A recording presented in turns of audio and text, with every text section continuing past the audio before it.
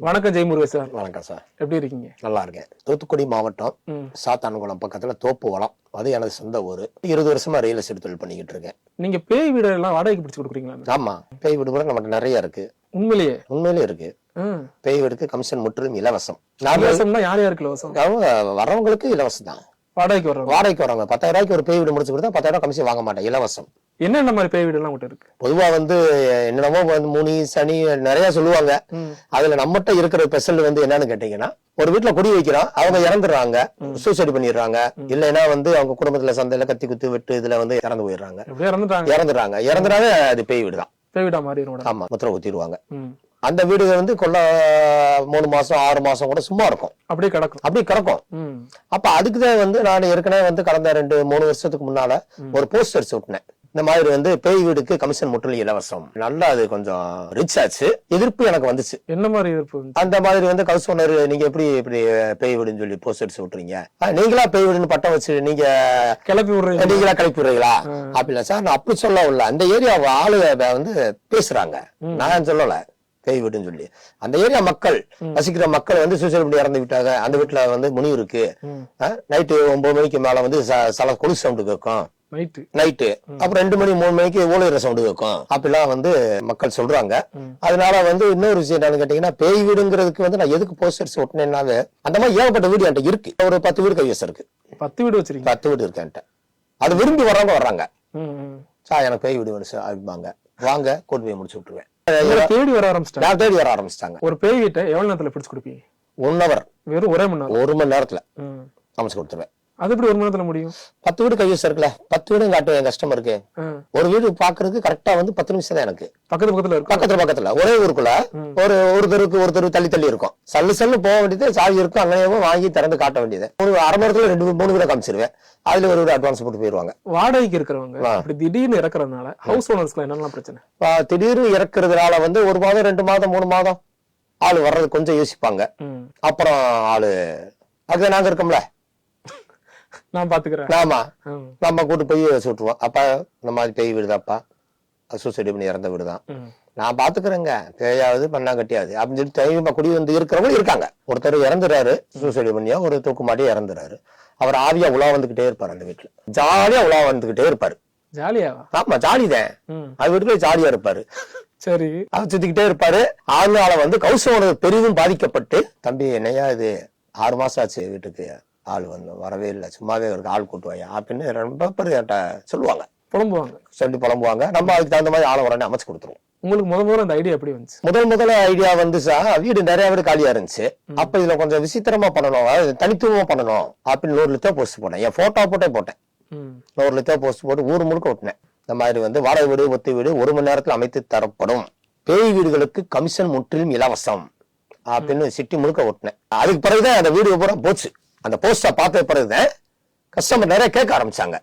இப்ப வாடகை வீடு, ஒத்தி வீடு அப்படின்னு போட்டோம்னா இயற்கை, அது பெரிய விஷயமே கிடையாது, எல்லாரும் பண்றதானே. பேய் வீடு அப்படிங்கும் போது பைக்ல வரவங்க நிக்கிறாங்க, நின்னு உத்து படிச்சு பாக்குறாங்க, சாக்காய் நிக்கிறாங்க. என்னடா பேய் வீடா, நம்மளே ஒரு பேய், அந்த பேய் வீட பாக்கணும்டா. உடனே போனு, சார் எனக்கு அந்த பேய் வீடு வேணும் சார் அப்படிங்கிறாங்க. வாங்க, அடம் பிடிக்கிறாங்க. ஆமா, அடம் பிடிக்கிறாங்க. வீடு பார்க்க வரவங்கிட்ட என்னென்ன கண்டிஷன்ல நீங்க போடுவீங்க? ஆக்சுவலா கணவன் மனைவி, எத்தனை குழந்தைகள், என்ன ஒர்க் பண்றீங்க, என்ன தொழில், அது கேட்போம். அதை கேட்கல, பேயால உங்களுக்கு ஏதாவது ஆச்சுன்னா நான் பொறுப்பு இல்லைன்னு எதுவும் சொல்லுவீங்களா? அந்த மாதிரி சொல்லுவோம்ல. அதாவது வீடு பார்க்க வராங்க, ரைட் அது சொல்ல, அதாவது அவங்க வர்றாங்கல, குடி வந்தாலே பேய் வீட முடிச்சு கொடுத்துருவான். சரி, பேயினால் எந்த ஒரு பிரச்சனை வந்தாலும் அதுக்கு பொறுப்பு நான் கிடையாது, அது நீங்களே பாத்துக்கோங்க அப்படின்னு சொல்லிடுவேன். அதுக்கு அவங்க என்ன சொல்லுவாங்க? அதுக்கு அது நான் பாத்துக்கிறேன் சார், ஒன்னும் பிரச்சனை இல்லை சார், அவங்களாம் கூப்பிட மாட்டான், நாங்க பாத்துக்கிறோம் அப்படின்ட்டுருவாங்க. ஆமா, ஆமா, ஏதாவது ஆச்சுன்னா பேய் அவங்களும் பாத்துக்கிடுவாங்க. ஒரு வீட்டுல பேய் இருக்கிறதுக்கு என்னென்ன அறிகுறிகள் இருக்கு? ஒவ்வொரு நார்மல் வீட்டுக்கும் இந்த பேய் வீட்டுக்கும் ஒரு கணக்கு இருக்கு. அதுக்குள்ள போனாவே ஒரு மங்களகரமா இருக்காது அந்த அமைப்பு. வீடு கதை கதவு ஜன்னல் எல்லாம் திறந்தா ஒரு சில வீட்டுல, நார்மல் வீட்டுல அப்படியே மங்களகரமா இருக்கும், நம்மள வருவ இருக்கும். சரி, இது நம்ம உள்ள போனாவே உள்ள நிக்க விடாது, புடிச்சு தள்ளி விடுமா? உள்ள போனாவே நம்மள அப்படி எப்படா வெளியே போவோம் அப்படி நம்ம வெளியே விரட்ட பார்க்கும். அதுவே கண்டுபிடிச்சிருவோம். அந்த சென்ட்ரிக்ஸ் எப்படி காட்டும்னா, இந்த கொலுசு சவுண்டு, கொலுசுல சவுண்ட் கேட்கும், கொலுசு சவுண்டு கேட்கும். அப்ப அதெல்லாம் அந்த அறிகுறி. நைட்ல 12 மணி 1 மணிக்கெல்லாம் கொலுசு சங்கு கொலுசு சவுண்டு கேட்கும். என்னன்னா கொலுசு சவுண்டு இருக்குது ராபடான்னு எந்திரிச்சு முழிச்சு பார்த்தா யாருமே இருக்க மாட்டாங்க.